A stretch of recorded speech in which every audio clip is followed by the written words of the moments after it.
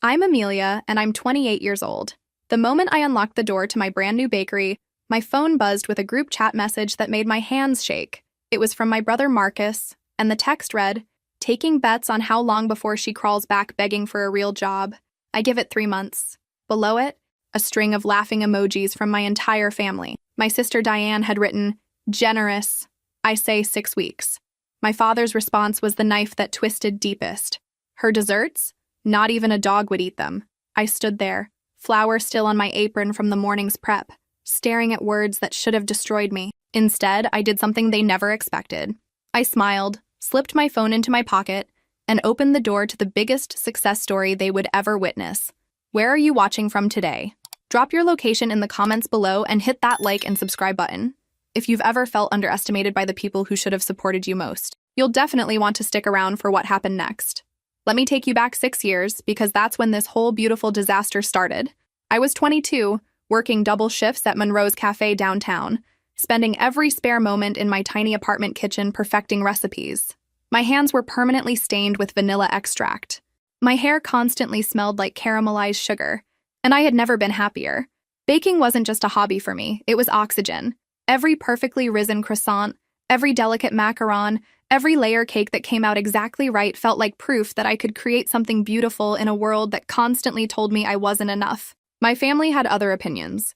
Sunday dinners at my parents' house were basically roast Amelia sessions with a side of pot roast. My father, Robert, had owned a struggling hardware store for 30 years before finally closing it down. He liked to consider himself a business expert, which was rich coming from someone whose greatest achievement was managing to lose money selling hammers in a growing suburb. My mother Linda just nodded along to whatever he said, like she had been doing for 3 decades. Marcus, my older brother, had gone into sales after dropping out of college twice. He sold insurance with the kind of aggressive mediocrity that earned him just enough commission to lease a car he couldn't afford and develop an ego that definitely wasn't justified. My sister Diane was a real estate agent who had recently gotten her license and acted like she had personally invented the concept of home ownership. She loved reminding me that she made more in one commission than I made in 6 months slinging coffee. Their favorite hobby? Reminding me that my baking dreams were exactly that. Dreams. Silly, expensive, unrealistic dreams that a grown woman should have abandoned years ago. "When are you going to get serious about your future?" my father would ask every single Sunday like clockwork. My mother would add, "Your cousin Jennifer just made partner at her law firm," as if that had anything to do with me. Marcus would laugh and say something like, "Still playing with your easy bake oven?" And Diane would wrinkle her nose and say, "Don't you think it's time to grow up?" But here's the thing about being constantly underestimated. It either breaks you, or it becomes fuel. For me, it was premium-grade rocket fuel. Every dismissive comment, every condescending laugh, every time they made me feel small, I channeled it into my work. I took every baking class I could afford. I watched endless tutorials. I experimented with flavors and techniques until my fingers ached, and I saved every single penny. Working at Monroe's Cafe taught me more than just how to make a perfect cappuccino. Mrs. Monroe, the owner, was a shrewd businesswoman who had built her small empire from nothing. She saw something in me that my own family never did. Talent, drive, potential. She let me sell my own baked goods through the cafe, taking only a small percentage. That's how I built my clientele. That's how I started making real money. My family knew I baked. They knew people bought my desserts. What they didn't know was how much people bought. How my custom cakes were booked out 3 months in advance. How I had a waiting list for my French macarons. How food bloggers were starting to mention me in their posts. I kept that information to myself, locked away like the money I was saving in a separate bank account they knew nothing about. The worst part? They expected free goods constantly. Every birthday, every holiday, every random Tuesday when they decided to throw a barbecue. "Bring some of those cookie things," Marcus would text. Never, "Could you please make cookies?" Or, "We'd love to have your desserts." Just demands. Commands. And God forbid I actually asked to be paid. "You would charge your own family?" My mother had gasped once, clutching her pearls like I had suggested selling organs. "That's shameful, Amelia." So I made them free desserts. Dozens of them over the years. Beautiful cakes, intricate pastries, custom orders that would have cost hundreds of dollars. And you know what they did? They criticized every single one. Too sweet, too dense. The frosting was too much. The filling was too little. Nothing was ever good enough. I did all this work in my own apartment kitchen, spending my own money on ingredients, using my own equipment. They contributed nothing but complaints. The absolute lowest point came 2 years ago at Marcus's engagement party. I had spent 3 days making a 5-tier engagement cake, 5 tiers. Each layer was a different flavor, all of them his favorites. The decoration was flawless, if I do say so myself. White fondant with hand-piped gold details. Real edible flowers. It was a masterpiece. I arrived at the party carefully carrying this creation, only to find a store-bought sheet cake from the grocery store already sitting on the dessert table. "Oh, Emilia," Diane had said, not even trying to hide her smirk. "We weren't sure your cake would be enough for everyone, so we got a backup." A backup?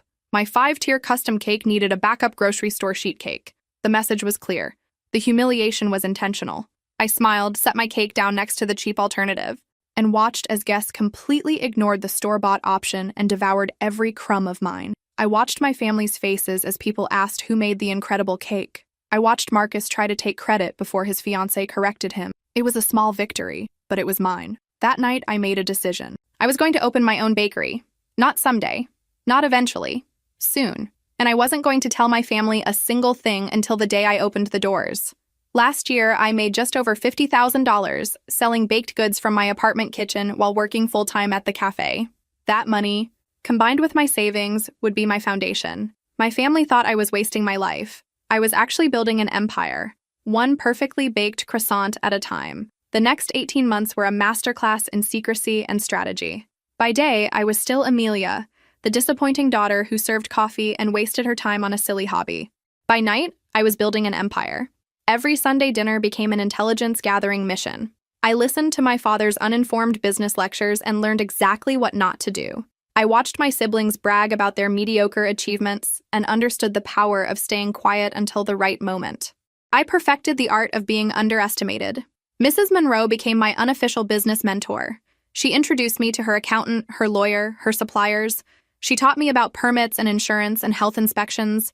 She showed me her books, explaining profit margins and overhead costs and cash flow management. "You're going to be my competition someday," she said once, smiling. "I might as well make sure you do it right." I found the perfect location 6 months into my planning, a corner storefront in the historic district downtown, right where foot traffic was heaviest. The space had been a failed sandwich shop, then a failed boutique, then sat empty for 8 months. Everyone said it was cursed. I saw potential. High ceilings, beautiful original hardwood floors, huge windows that would flood the space with natural light. It was perfect. The rent was steep, but I had done my research. The neighborhood was gentrifying fast. New restaurants were opening.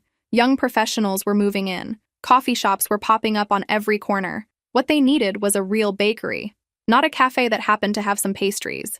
A destination, a place people would drive across town for. I negotiated the lease myself, armed with spreadsheets and market research and a confidence I definitely didn't feel. The landlord, an older man named George, seemed amused by my presentation. "You know the last 3 businesses here failed, right?" he asked. "I do," I replied. "I also know why they failed. Bad concept, poor execution, no understanding of the market. That won't be me." Something in my absolute certainty must have convinced him, because he agreed to a lease with favorable terms. I signed the paperwork on a Tuesday afternoon and didn't tell a single family member. Sunday dinners continued as usual. My family remained blissfully ignorant that I was gutting a commercial space downtown, meeting with contractors, choosing paint colors, interviewing potential employees. My mother asked when I was going to find a nice man to settle down with. My father lectured about fiscal responsibility while living off my mother's inheritance. Marcus bragged about his latest sales numbers. Diane showed off photos of houses she'd sold. And me? I smiled and nodded and counted down the days.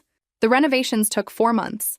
I was there almost every night after my shifts at Monroe's, watching the space transform. Exposed brick walls, vintage light fixtures I'd found at estate sales, a massive display case I'd bought secondhand and restored myself. I painted the walls a soft cream color that made the space feel warm and inviting. I hung local artwork that I could rotate monthly, giving artists exposure while keeping the space fresh. Every detail mattered. Every choice was intentional. I hired 2 employees. Sophie, who had worked with me at Monroe's and was the only person outside Mrs. Monroe who knew about my plans. And James, a recent culinary school graduate who needed experience and was willing to work for slightly less than market rate in exchange for creative freedom. Both of them believed in what I was building. Both of them showed up every day, ready to work. Neither of them was related to me, which was honestly refreshing. The equipment was the biggest expense.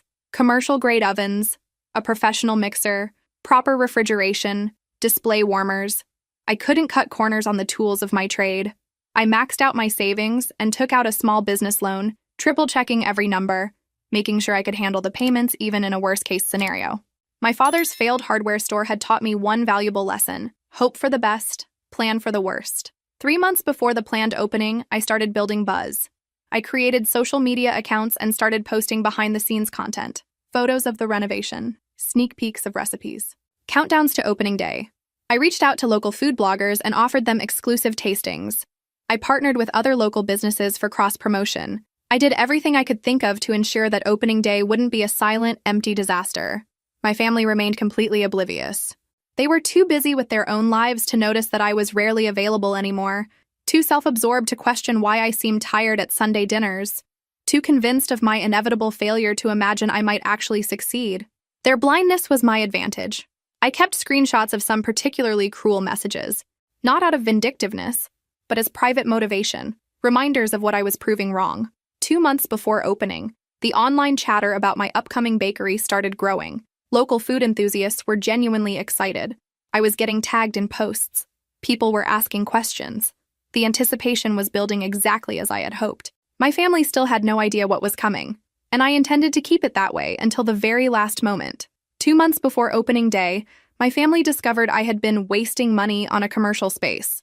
Not because I told them, because Diane happened to drive past my storefront and recognized my car parked outside. She called my mother immediately. My mother called my father. My father called an emergency family dinner. And just like that, I was summoned to explain myself. I showed up to my parents' house that Sunday knowing exactly what was waiting for me. The entire family was there, sitting in the living room like some kind of intervention committee. Marcus was sprawled on the couch looking smug. Diane sat with her arms crossed, radiating disapproval. My parents were on their matching recliners, presenting a united front of disappointment. "Sit down, Amelia," my father said, pointing to the chair they'd positioned in the center of the room, literally in the center, like I was on trial. I sat. "Diane tells us you've rented a commercial space," my mother began, her voice tight. "Please tell me that's not true." "It's true," I said simply. The room erupted. My father launched into a lecture about financial irresponsibility. My mother wrung her hands and worried aloud about what the neighbors would think. Marcus laughed and said I was delusional. Diane kept asking how I could be so stupid. I let them go on for a full 5 minutes before I spoke. "I'm opening a bakery." "With what money?" my father demanded. "My money," I replied. 6 years of savings, plus a small business loan I qualified for based on my revenue from selling through Monroe's Cafe. "Revenue?" Marcus snorted. "You make cupcakes in your apartment." "I made over $50,000 last year selling baked goods," I said calmly. "I've already paid off the renovation. The equipment is financed.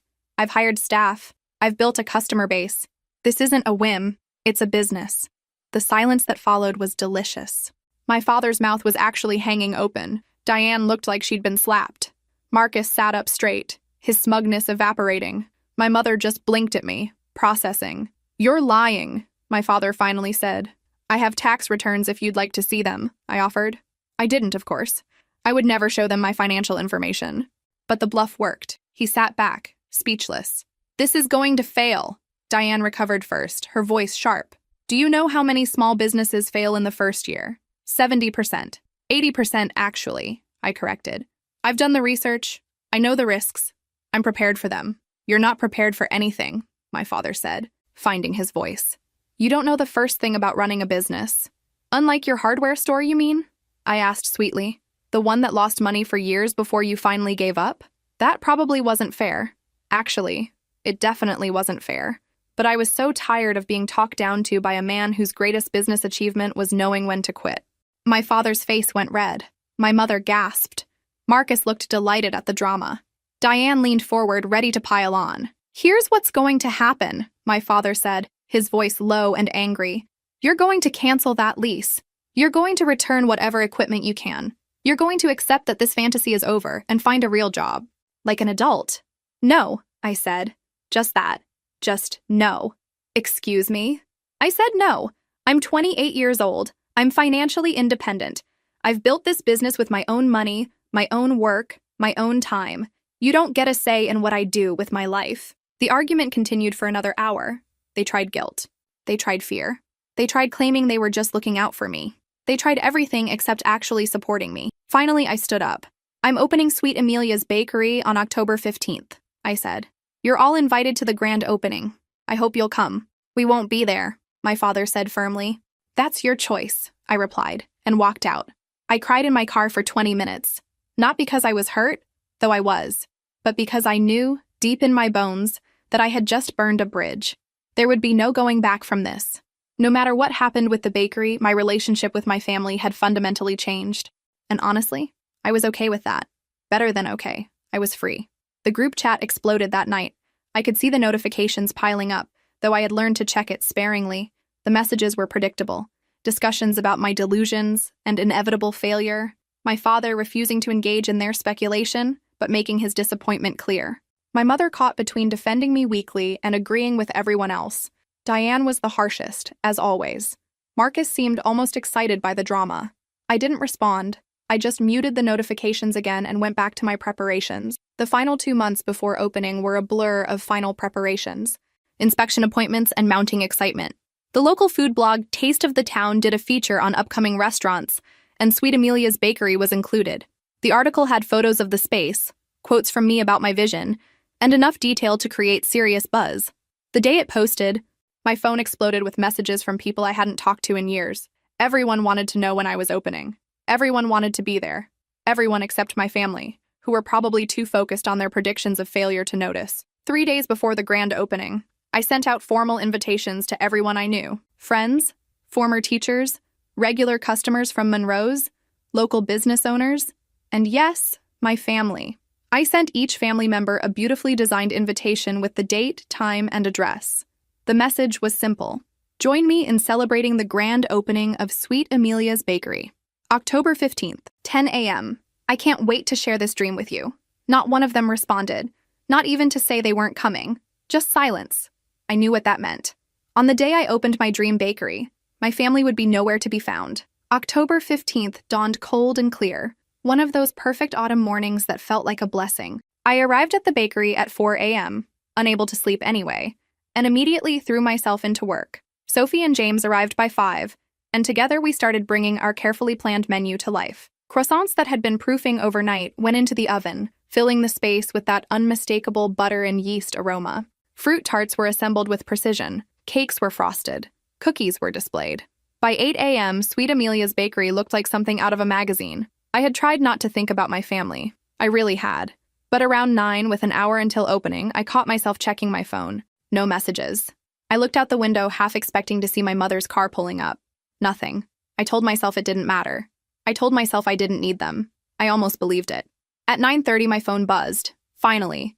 I grabbed it, hoping against hope. It was the family group chat. The messages were casual, discussing their plans for the day. Weekend errands, lunch plans. Not a single mention of my opening. They weren't just choosing not to come. They were choosing to pretend this day didn't exist at all. The deliberate silence was louder than any insult. I stood there, phone in hand, reading their cheerful messages about mundane weekend activities, and something inside me just broke. Not in a devastating way, in a clarifying way. This was who they were. This was who they had always been, and I was done waiting for them to be different. I put my phone away, took a deep breath, and looked around my beautiful bakery. Sophie was adjusting the window display. James was doing final quality checks on everything in the kitchen. The morning light was streaming through those big windows I had loved from the beginning, and outside, a line was forming, an actual line of people waiting for me to open. At exactly 10 a.m., I unlocked the front door. The first customer was Mrs. Morrison, who had been buying my custom birthday cakes for 3 years.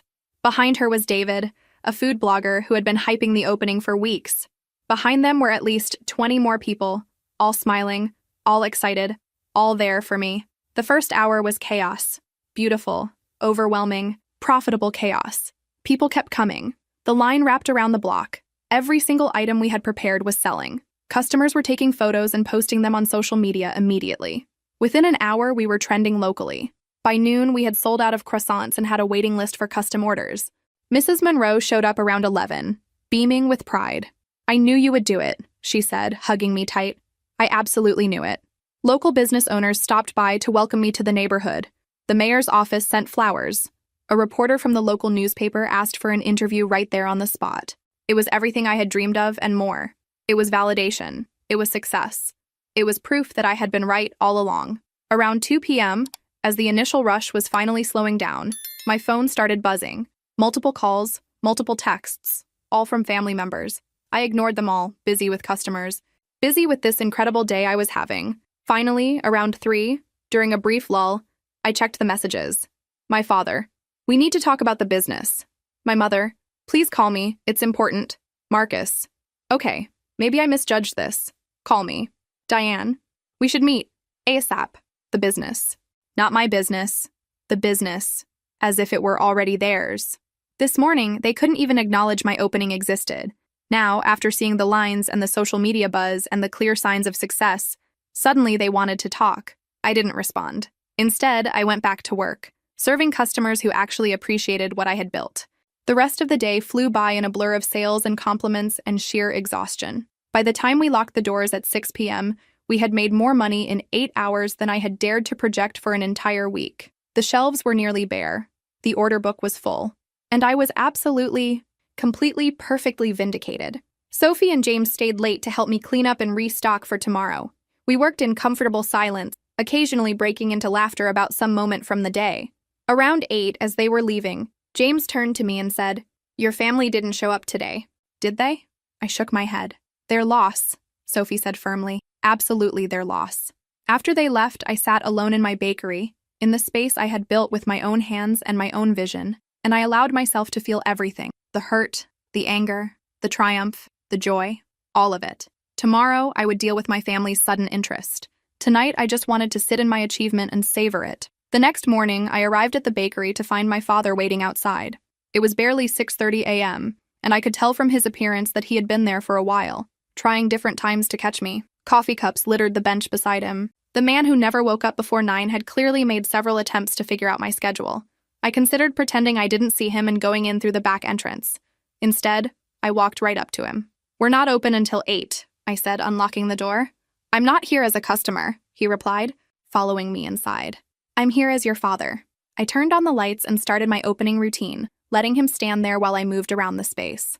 Finally, he spoke. "Amelia, I owe you an apology." I paused, genuinely surprised. My father wasn't the apologizing type. "I didn't believe in you," he continued. "I was wrong. This place is incredible. The success you had yesterday was remarkable. You've proven yourself." "Thank you," I said carefully, waiting for the other shoe to drop, which is why I think it's time we had a serious conversation about the future of this business. There it was. "The future of this business is already planned," I said. "I have projections, expansion ideas, marketing strategies." "I'm sure you do," he said, in that tone that suggested he thought my plans were adorable but ultimately inadequate. "But you need real business guidance, family support, structure." "I have all of those things," I replied. "Not the kind of support I'm talking about. Amelia, this could be so much bigger than just a little neighborhood bakery. With the right management, the right expansion strategy, the right family investment, we could turn this into a real empire." I set down the tray I was holding and gave him my full attention. "When you say we, who exactly do you mean?" "The family." "Of course. Marcus has sales experience. Diane understands real estate and expansion. Your mother could handle the books. I could provide overall strategic guidance. Together, we could take your talent and turn it into something truly special." The audacity was breathtaking. "Let me make sure I understand," I said slowly. "Yesterday, you couldn't even acknowledge that this day existed. You didn't call, didn't text, didn't show up. You've spent years telling me this was a waste of time. You've mocked me, dismissed me, and questioned every decision I've made. And now, less than 24 hours after you saw that I might actually succeed, you want to make this a family business? Don't be dramatic," he said. "We were giving you space to prove yourself. Now that you have, it's time to be practical. You can't do this alone." "I'm not alone. I have employees. I have mentors. I have a solid business plan. What I don't have is any reason to involve a family that has never supported me." "We're your family," he said, as if that should settle everything. "Exactly," I replied. "You're my family. You should have been there yesterday. You should have been there for the last 6 years. You weren't. And now you don't get to swoop in and take credit. Take control. Take what I built. We want to help you succeed," he insisted. "No," I said firmly. "You want to benefit from my success. There's a difference." His expression hardened. "You're being stubborn and short-sighted. This attitude will limit how far you can go." "Maybe," I acknowledged, "but at least I'll go there on my own terms. I appreciate you coming by, Dad. But my answer is no. This is my business. Mine alone." He stood there for a long moment, clearly not used to being dismissed. "You're making a mistake," It won't be my first, I said, but it also won't be yours to fix. Now, if you'll excuse me, I have a bakery to open. He left without another word, and I went back to my prep work, hands shaking slightly. That was just the opening salvo. I knew my family well enough to know they wouldn't give up that easily. I was right. Over the next week, the campaign intensified. My mother showed up on Tuesday, tearful, talking about family unity and how much it hurt her to see us divided. I could see genuine conflict in her eyes, the pull between supporting her husband and wanting a relationship with me. But in the end, she chose them. Marcus came by Wednesday with a business proposal that was basically him getting an executive position for doing nothing. Diane sent emails about expansion opportunities that all somehow involved her making commission. They tag-teamed me, each approaching from a different angle, all with the same goal: get a piece of my success. What they didn't know was that their coordinated campaign was having the opposite effect. Every visit, every phone call, every attempt to guilt me or manipulate me or convince me just made me more certain that I had made the right decision. They didn't want to support me. They wanted to use me, and I was done being used. On Friday, exactly 1 week after opening, they made their final move. All of them showed up together. My parents, my siblings, even a few aunts and uncles they had recruited. They walked into my bakery during the lunch rush, making a scene, demanding a family meeting right then and there. I looked at them, then at my line of customers, then back at them. "We're busy," I said calmly. "This can't wait," my father insisted. "We need to settle this now." I considered my options. I could throw them out. I could cause a scene. I could let them disrupt my business. Or I could end this once and for all, publicly and definitively. "Fine," I said. "Sophie, can you handle the register? James, keep the production going. I'll be in the back room." I led my family to my small office, barely big enough to fit all of them. They crowded in, and I could feel the pressure of their collective expectation. This was supposed to be the moment I cracked, the moment I gave in. "Emilia," my mother began, "we've talked, and we've come up with a proposal that we think is fair for everyone. Your father would take over strategic planning. Marcus would handle sales and marketing. Diane would manage expansion and new locations. I would manage finances. You would continue doing what you do best, baking, while we handle the business side." "And what would I get in return?" I asked. 20% of profits, my father said. "The rest would be divided among the family based on contribution. It's a fair distribution considering the work we'd all be putting in. 20% of my own business, that I built. With my money, my work, my vision." I looked at each of them. My father, so certain of his authority. My mother, conflicted but still standing with them. Marcus and Diane, already counting their future earnings. And I started laughing. I couldn't help it. The absurdity was just too much. "Something funny?" my father asked, his voice cold. I wiped my eyes, getting my laughter under control. "You want me to give you 80% of my business?" I said. "The business you all spent years telling me would fail? The business none of you believed in? The business you didn't even show up to support on opening day? And you think that's fair?" "We're offering our expertise," Diane said. "I have expertise. I have employees. I have everything I need." "You're being selfish," my mother said softly, and I could see the pain in her eyes. She genuinely seemed to believe this was about family unity, not greed. Families help each other. "You're right," I agreed. "Families do help each other. Families show up. Families support each other's dreams. So tell me, where was my family when I needed help?" "We're here now," Marcus said. "Now that there's money to be made," I countered. "That's not fair," my mother protested. "Isn't it? Let me ask you something, Mom. When Marcus needed money for his new car, did he have to give you a percentage of his future earnings? When Diane wanted money for her real estate license, did she have to sign over control of her career? When Dad needed help, did anyone demand equity in his life?" The silence told me everything. "This family has never asked anyone to give up their independence," I continued. "Except me. Because you think I'm weak. You think I need you. You think I can't do this alone. You're wrong. We're trying to help you," my father said. "No, you're trying to help yourselves, and I'm done letting you. If you do this," my father's voice dropped to that threatening tone he used when he was really angry. "If you reject this family, there will be consequences. We won't be there when you fail. And you will fail, Emilia. No one succeeds alone. Maybe you're right," I said. "Maybe I will fail. But at least it will be my failure, my mistake, my lesson to learn. Just like this success is mine. I built this. Me. Not the family, not you. Me. And that's how it's going to stay." I opened the office door, a clear dismissal. "Thank you for coming. Don't let the door hit you on your way out." They didn't move. They stood there, shocked that I had actually said no, that I had chosen my business over their demands. My father looked like he wanted to say something else, but I cut him off. I have customers waiting. I need to get back to work. You can see yourselves out. One by one, they filed out. Diane looked angry. Diane. Marcus looked stunned. My mother looked heartbroken, tears in her eyes. My father looked like he was already planning his next move. I watched them leave, then took a deep breath and went back to work. Sophie gave me a concerned look, but I shook my head. Not now. Later. The rest of the day passed in a strange blur. I went through the motions, serving customers, making small talk, acting like my world hadn't just fundamentally shifted, but it had. I had just drawn a line in the sand with my family. There was no going back from this. That night, after closing, I sat in my office and finally let myself process everything. My phone was full of messages, angry texts from my father about my ingratitude, hurt messages from my mother about family loyalty, accusations from my siblings about my selfishness, and one message from a number I didn't recognize. Saw what happened today. Proud of you. Stay strong. Mrs. Monroe. I smiled. At least someone understood. The next morning, I woke up to find that someone had vandalized my bakery's front window.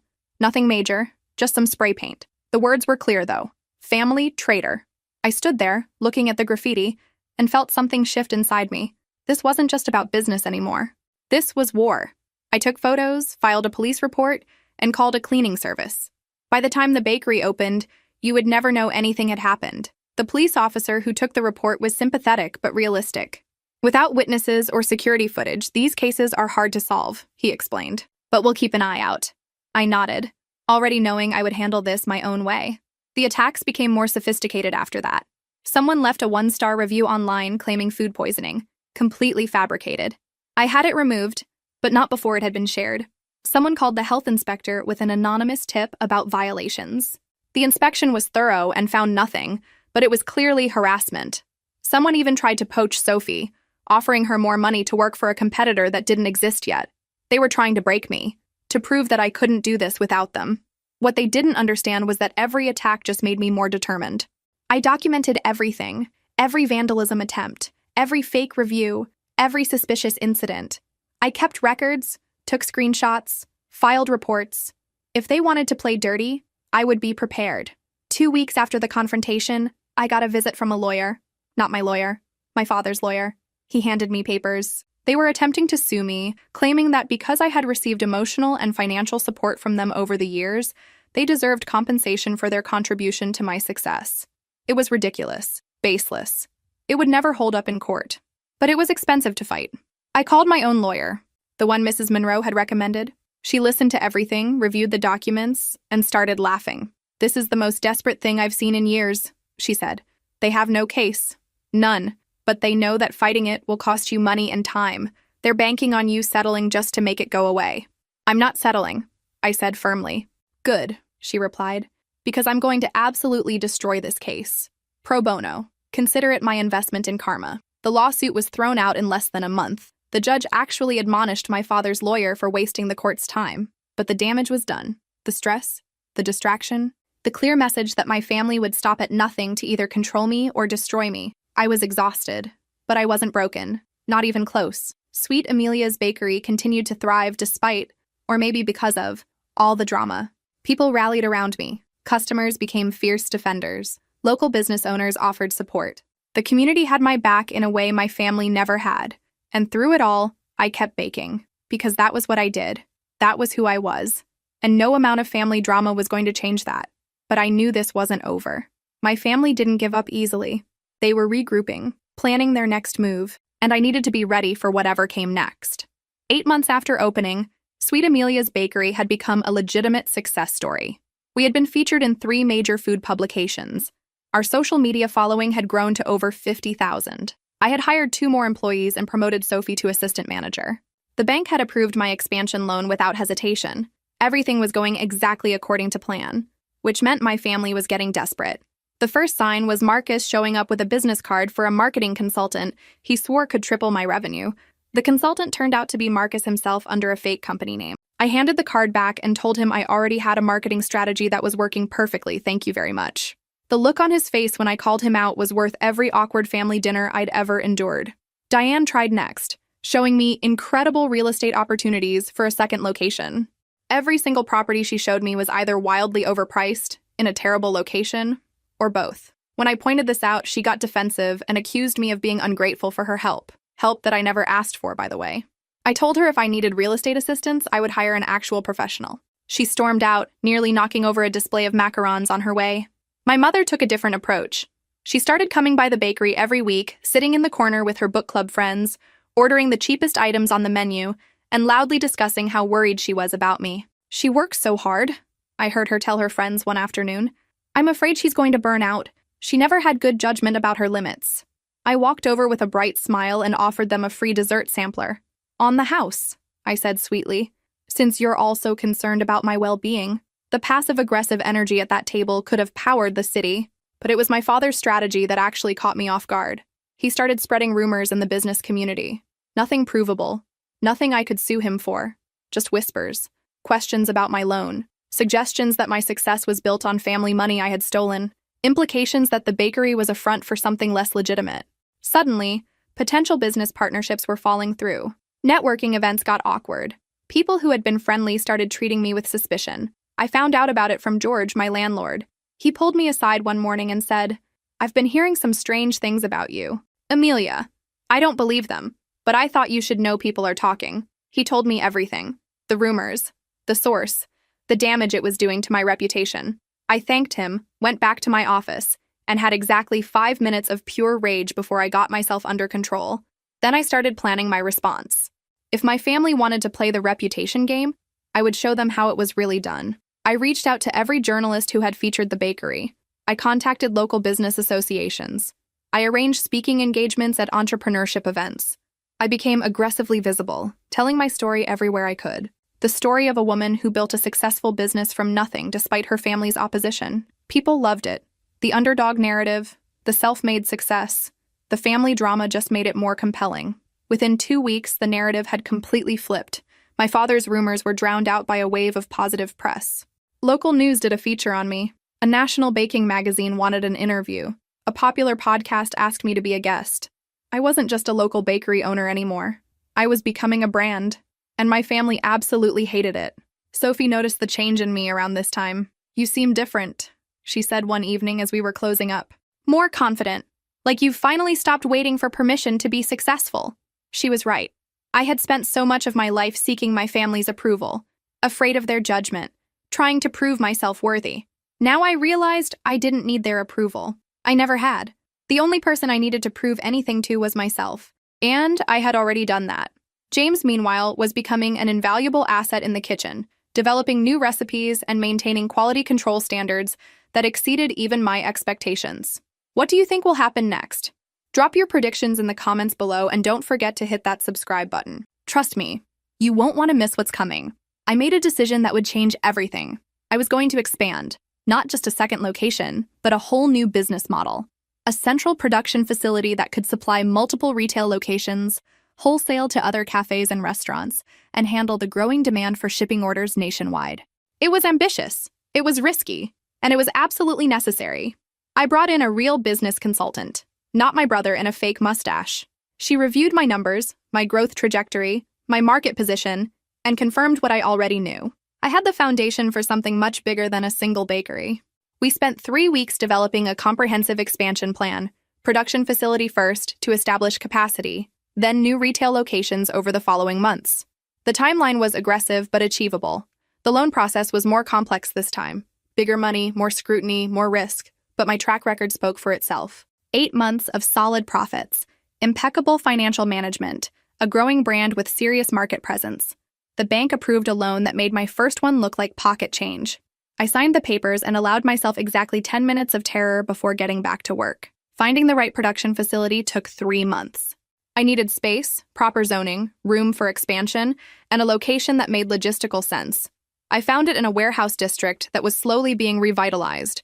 The building was massive, old, but structurally sound. It needed work, but I could see the potential. High ceilings for industrial ovens, loading docks for deliveries and shipments, office space for administrative staff. It was perfect. The renovations were extensive and took 6 months. I hired a contractor I trusted, learned from my first build-out, and stayed involved in every decision. Commercial kitchen equipment on a scale I had never worked with before. temperature-controlled storage, packaging stations, quality control areas. I was building a real operation, and the scope of it was both thrilling and terrifying. During this time, I barely slept. I was running the original bakery, overseeing the production facility build-out, developing plans for new locations, and trying to maintain the quality that had made me successful in the first place.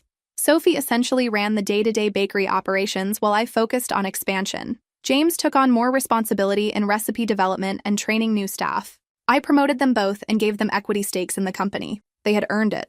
And unlike my family, they had actually been there from the beginning. My family noticed the construction permits. Diane, who apparently still stalked public records looking for information about me, discovered the production facility lease. They thought I was failing. They thought I was overextending. They thought this was the beginning of my inevitable collapse. They were so focused on their narrative of my failure that they couldn't see the reality of my success. My father tried one more intervention. He showed up at the construction site one morning, looking official. "Amelia, we need to talk about your expansion plans," he said. "These plans are reckless. You're going to destroy everything you've built." "Thank you for your concern," I replied, not stopping my inspection of the electrical work. "But I have professional consultants, financial advisors, and a solid business plan. I don't need your input." "You're being stubborn," he insisted. "You're repeating the same mistakes I made with the hardware store. Expanding too fast, taking on too much debt, assuming success will continue forever." I stopped and looked at him directly. "You're right about one thing. I don't want to repeat mistakes. That's why I'm not listening to people who confuse their own failures with universal wisdom. That's the mistake I'm correcting right now by asking you to leave." He didn't leave. He followed me around the facility, lecturing about risk management and fiscal responsibility and family loyalty. Finally, I called the police. Watching my father be escorted off my property by officers was one of those moments I would replay in my mind forever. Not because it made me happy exactly, but because it was the clearest possible symbol of how much had changed. He had no power here, no authority, no influence. This was my world, and he was just a trespasser. The production facility opened 17 months after the original bakery. The opening wasn't public, just a soft launch to test systems and work out problems. But word got around. Local businesses were excited about wholesale options. Cafes and restaurants wanted to carry my products. Corporate clients wanted bulk orders for events. The demand was overwhelming in the best possible way. I hired 12 employees for the production facility initially, growing to 25 within a few months as operations expanded. Each one was carefully selected, trained, and integrated into the company culture I was building. Quality above everything. Attention to detail. Pride in the work. They got it. They believed in it. They made it real every single day. The first new retail location opened 20 months after the original bakery. I chose a spot in an upscale shopping district across town, deliberately targeting a different demographic. The design was similar to the original but elevated, more polished, more sophisticated. It was a success from day one. The second location followed 4 months later in a busy business district, designed for grab-and-go professionals. Also an immediate success. 18 months into my business journey, I had 2 retail locations, a thriving production facility with 25 employees, wholesale contracts with 12 businesses, and was shipping orders to customers in 15 states. Revenue had exceeded my most optimistic projections. Success on that scale comes with attention, and attention brings all kinds of people out of the woodwork, including family members who suddenly remembered how much they loved me. The first peace offering came from my mother. She sent flowers to the original bakery with a card that read, "So proud of you. Love, Mom." No acknowledgement of the past year, no apology, just a generic expression of pride that felt hollow and calculated. I sent a thank you note because I was raised with manners, but I didn't call. I didn't invite reconciliation. I just acknowledged the gesture and moved on. Marcus tried a different approach. He showed up at my apartment one evening with Chinese takeout and an apology. "I was wrong," he said, sitting on my couch like we were still close. "I didn't believe in you and I should have. I'm sorry." It sounded genuine. It almost was genuine. But then he transitioned smoothly into his real agenda. "I've been thinking about your marketing strategy. I have some ideas that could really take things to the next level." I let him talk for 10 minutes, laying out his vision for my company's marketing before I interrupted. "Marcus, I appreciate the apology, but I have a full marketing department now. I don't need your ideas." He looked hurt, actually hurt. "I'm trying to help," he said. "I'm trying to be supportive." "Where was this support 18 months ago?" I asked. "Where was it when I was building this from nothing? You're not here because you want to support me. You're here because you want a piece of what I've built." He denied it, of course. got defensive, accused me of holding grudges. But eventually he left, takeout containers and all, and I was alone again. Diane's approach was more business-focused. She sent a formal proposal for a partnership. She would handle all real estate for future expansions in exchange for a commission structure and equity stake. The proposal was actually well-written and professionally presented. It was also completely unnecessary. I already had a commercial real estate agent who had successfully helped me find and negotiate multiple locations. I replied with a professional email declining the partnership and wishing her well in her real estate career. She responded with a scathing message about family loyalty and missed opportunities. I didn't reply to that one. My father's attempt at reconciliation was the most elaborate. He arranged a family dinner at an expensive restaurant, invited me with a formal written invitation, and made it clear that everyone would be there.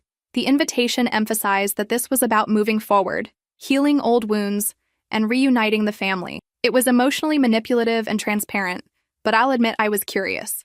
I showed up at the restaurant dressed professionally, prepared for anything. The whole family was there, sitting at a large round table, all smiling at me like the past 18 months hadn't happened. "Amelia," my mother said, standing to hug me, "we've missed you so much." I let her hug me but didn't return it with any real warmth. I sat down and waited to see what this was really about. My father stood, clearing his throat like he was about to give a speech. "Here we go. Amelia, we owe you an apology," he began. "We didn't support you when we should have. We didn't believe in you when we should have.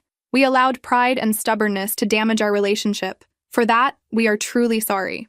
It was a good speech, practiced, sincere sounding.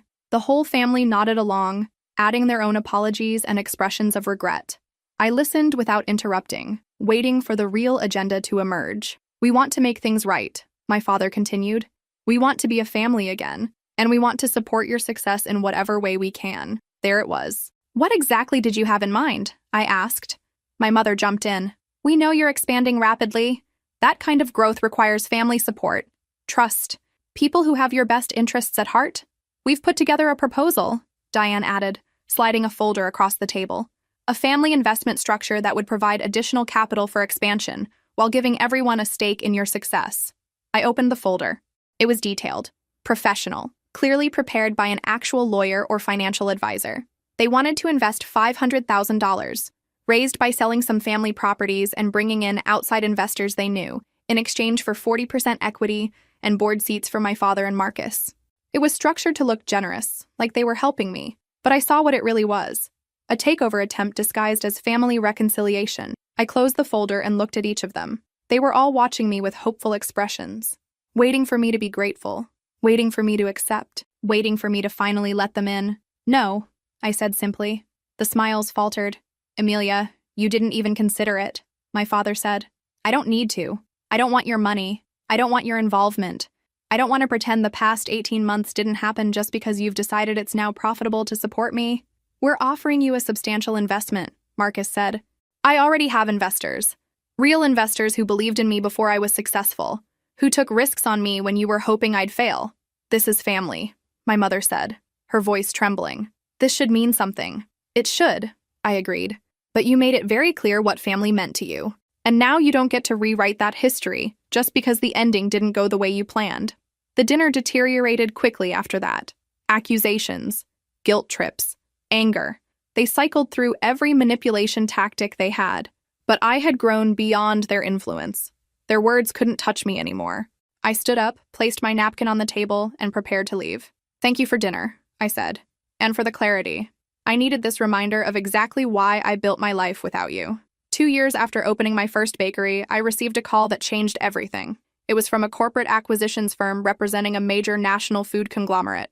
They wanted to discuss Sweet Amelia's bakery. The interest was serious, the opportunity was real, and the implications were massive. I took the meeting out of curiosity more than genuine interest. The executives were polished and professional, presenting detailed analyses of my business model, growth trajectory, and market position. They had done their homework. They knew exactly what they were looking at. "We see Sweet Amelia's as the foundation for a nationwide expansion," the lead executive explained. "Your brand resonates. Your quality is consistent. Your story is compelling. We want to scale this to every major market in the country." It was flattering. It was validating. It was everything I had worked for, being recognized and valued by major players in the industry. But something didn't sit right. "What happens to me in this scenario?" I asked. You would stay on as a brand ambassador, they explained. Public appearances, recipe development, strategic input, but day-to-day operations would be handled by our management team. So I would sell my company and then work for you while you run it? In simplified terms, yes. I asked for time to consider. They gave me 2 weeks. I went home, pulled out my financial projections, and ran the numbers. The offer was more than fair. It was generous. I could take the money, step away, and live comfortably for the rest of my life. I could start something new. I could travel. I could do anything I wanted. But would I still be me without this business I had built?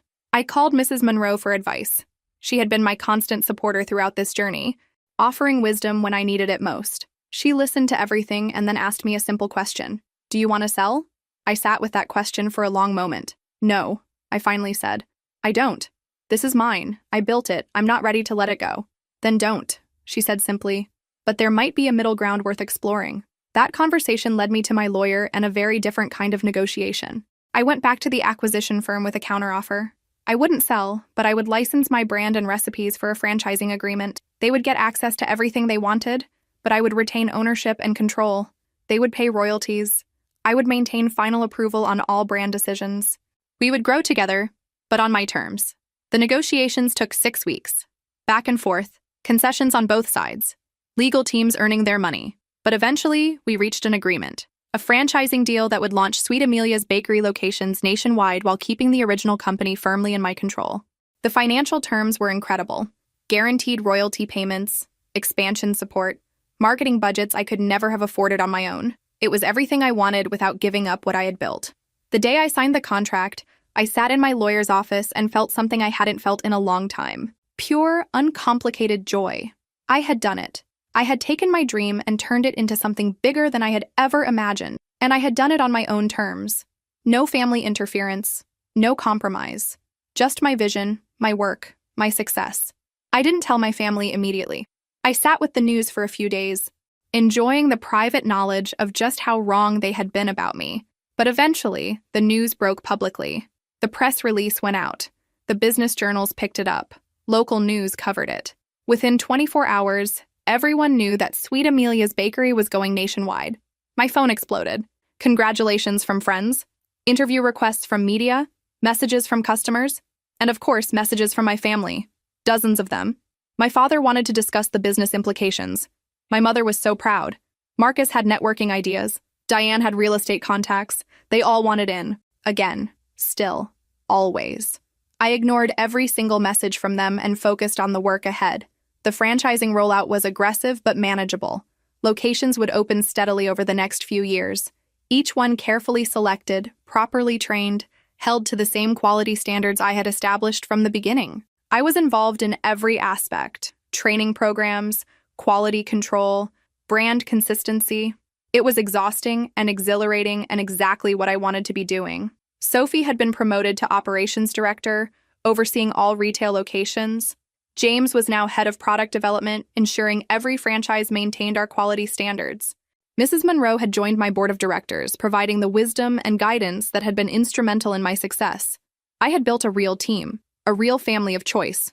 6 months into the franchise expansion, something happened that I didn't see coming. My father filed a lawsuit, not against me personally this time, against the company. He claimed that he had provided emotional and financial support during my formative years that directly contributed to my business success. That his guidance, however I might have perceived it, had value. That he deserved compensation for his contribution to what I had become. It was absurd. It was desperate. And it was about to blow up in his face spectacularly. The lawsuit hit the news immediately. Family sues bakery empire founder was the headline. My lawyer assured me it was baseless, that we would win easily. But the damage to my reputation was already happening. People were questioning the origin story, wondering if maybe my family had a point, doubting the narrative of the self-made success.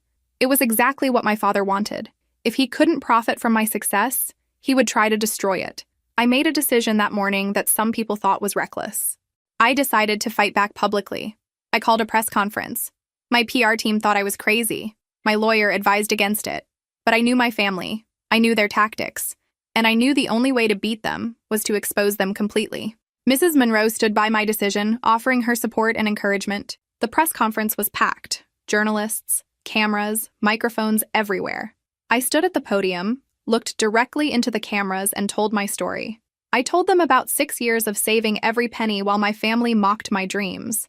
I told them about making hundreds of custom desserts for free while being told they weren't good enough. I told them about the opening day they deliberately ignored.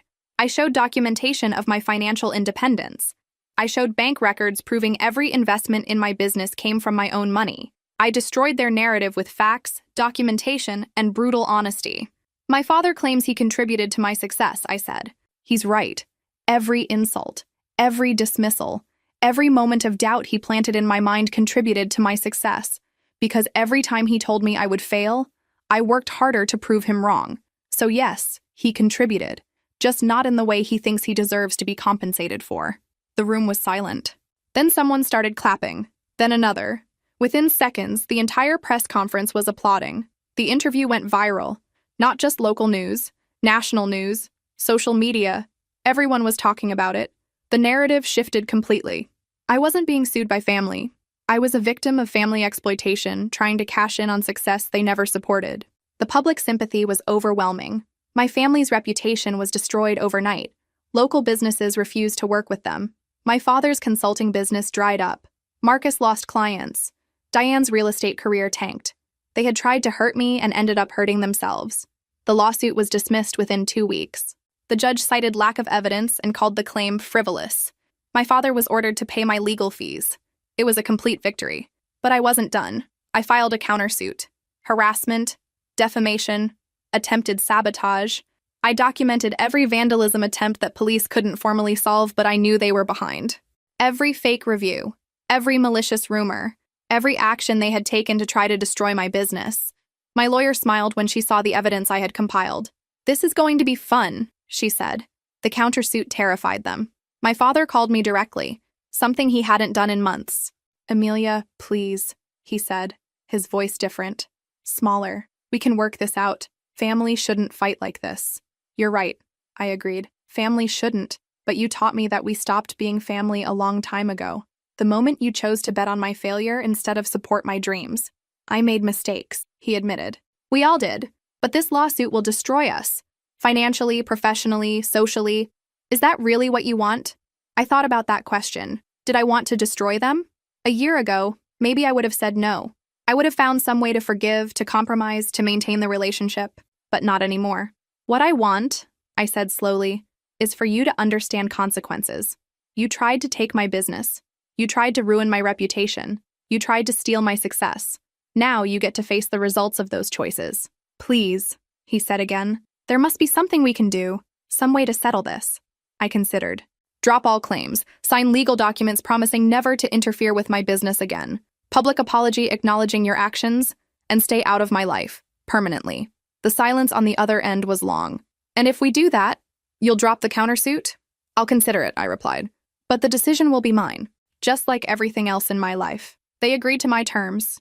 The public apology was humiliating for them, exactly as intended. They admitted to the harassment attempts, the rumors, everything. It was published in local newspapers, shared on social media, made permanent public record. Their reputation was in ruins. I dropped the countersuit after they complied with everything, not because I forgave them, but because I was done. I had proven my point.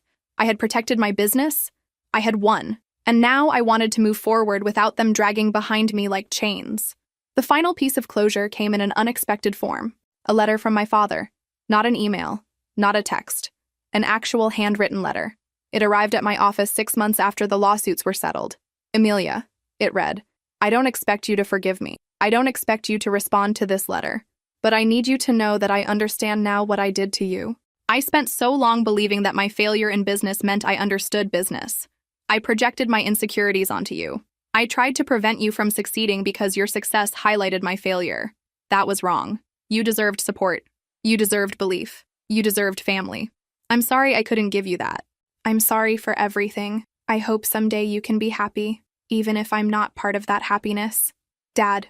I read the letter 3 times. Then I put it in a drawer and went back to work. Maybe someday that letter would mean something. Maybe someday I would be ready to forgive. But that day wasn't today. Today, I had an empire to run. 3 years after opening my first bakery, at 31 years old, Sweet Amelia's had grown beyond anything I had imagined. 38 franchise locations across the country, with more in development, a thriving wholesale business, a line of packaged products in major grocery stores, revenue in the tens of millions. I had achieved success on a scale that would have seemed impossible when I was working double shifts at Monroe's Cafe. But more than the financial success, I had built something I was proud of. Every bakery maintained the quality standards I had established. Every employee was trained in the values I believed in. Every customer experience reflected the care and attention I had put into the original location. I had scaled my vision without compromising it. That was the real achievement. My personal life had changed too. I had bought a beautiful house in a neighborhood I loved. I had traveled to places I had only dreamed about. I had donated to causes that mattered to me. I had established a scholarship fund for culinary students from low-income families. I was using my success to create opportunities for others the way Mrs. Monroe had created opportunities for me. Mrs. Monroe herself had become like family to me, the real kind of family, the kind that showed up, that supported, that celebrated successes and helped through failures. She was at every major milestone, every ribbon cutting, every award ceremony. When I asked her to be on the board of directors for Sweet Amelia's, she cried. "I always knew you would do something special," she said. "I just didn't know how special." Sophie and James had become true partners in the business. Sophie oversaw all retail operations as VP of Operations. James managed product development and quality control as Chief Product Officer. They had earned their positions through talent and loyalty. They were living proof that surrounding yourself with the right people was just as important as having the right vision. My family, meanwhile, had faded into background noise. I occasionally heard updates through mutual acquaintances. My father had retired early. Marcus had moved to another state and was working in middle management somewhere. Diane had left real estate and was working a corporate job. My mother spent her time with her book club and avoided talking about me. They had become strangers, and I was okay with that. One afternoon, 3 years and 2 months after opening day, I was visiting one of our franchise locations in the suburbs when I saw them, my entire family, walking into the bakery. For a moment, I considered leaving through the back, but curiosity got the better of me. I stayed behind the counter, watching. They didn't recognize me at first. I had changed, grown, carried myself differently. I wasn't the woman they had dismissed anymore. They approached the counter, looking at the menu board. The irony wasn't lost on me. They were customers now. If they wanted my desserts, they had to buy them like everyone else. "Can I help you?" the employee asked. My father ordered a coffee and a croissant. My mother ordered tea and a scone. Marcus and Diane ordered various pastries. They pulled out their wallets. They paid. They received their orders. I stepped out from behind the counter. "Welcome to Sweet Amelia's," I said. They froze. My father's coffee cup stopped halfway to his mouth. My mother's eyes went wide. Marcus and Diane just stared. "Amelia," my father finally said. "We didn't know you were here." "I own the place," I replied with a slight smile. "I visit our locations regularly." An awkward silence fell. They looked at their purchased items, the full-price items they had just paid for, items that they used to demand for free, items they used to criticize, items that were now successful enough to be sold in nearly 40 locations. "Everything looks wonderful," my mother said quietly. "It is," I agreed. "We've maintained very high standards. Every location, every product, consistent quality. We're very proud of what you've accomplished," my father said. The words sounded genuine, but I had heard too many of his performances to be moved. "Thank you," I said simply. "Is there anything else I can help you with?" They shook their heads. They took their purchases and found a table in the corner. They sat there eating my desserts, in my bakery, surrounded by my success. I watched them for a moment, feeling nothing. Not anger, not satisfaction, not even pity. Just nothing. They were strangers eating pastries in one of my franchises. I went back to work, meeting with the location manager, reviewing operations, checking quality. When I looked over again, they were gone. They had left their trash on the table. Even now, even after everything, they couldn't be bothered to clean up after themselves. I walked over, cleared their table, and threw their trash away. It felt symbolic somehow, cleaning up their mess one final time. That night, I sat in my office at the original bakery location, the one that started everything. I thought about the journey, the struggles, the betrayals, the victories. I thought about the woman I had been, desperate for family approval, and the woman I had become, needing no one's approval but my own. I had built something beautiful, not just a business, but a life filled with people who genuinely cared about me. Mrs. Monroe, Sophie, James, my employees, my customers, my real family, the family I chose, and that was enough. That was more than enough. If this story resonated with you, make sure to like and subscribe. Share your own stories of overcoming family doubt in the comments below. Remember, the people who truly believe in you will show up when it matters, and the ones who don't, they'll end up paying full price at your franchise locations. Thank you for being here for this journey. Now go out there and build something beautiful, regardless of who doubts you. Because at the end of the day, the only approval you need is your own.